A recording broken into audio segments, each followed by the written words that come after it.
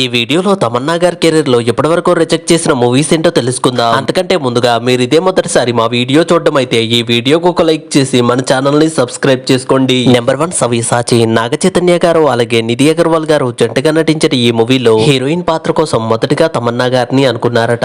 ఈ మూవీ స్టోరీని తమన్నా గారికి వినిపించగా తమన్నా గారు ఈ మూవీకి నో చెప్పారు. ఆ తర్వాత పాత్రలో నిధి అగర్వాల్ గారు నటించారు. అయితే ఈ మూవీ బాక్సాఫీస్ వద్ద ఫ్లాప్ గా నిలిచింది. నెంబర్ 2 శివం రాంపోతినేని గారు అలాగే రాశి ఖన్నా గారు జంటగా నటించిన ఈ మూవీలో కూడా హీరోయిన్ పాత్ర కోసం మొదటిగా తమన్నా గారిని అనుకున్నారట. ఈ మూవీ కోసం తమన్నా గారిని సంప్రదించగా తమన్నా గారు కొన్ని కారణాల వల్ల ఈ మూవీని మిస్ చేసుకున్నారు. అయితే ఆ తర్వాత ఆ పాత్రలో రాశి ఖన్నా గారు నటించగా ఈ మూవీ బాక్సాఫీస్ వద్ద డిజాస్టర్ గా నిలిచింది. నెంబర్ 3 స్పైడర్ మురుగదాస్ గారి డైరెక్షన్ లో మహేష్ బాబు గారు అలాగే రకుల్ ప్రీత్ సింగ్ జంటగా నటించిన ఈ మూవీలో హీరోయిన్ గా తమన్నా గారిని అనుకున్నారట.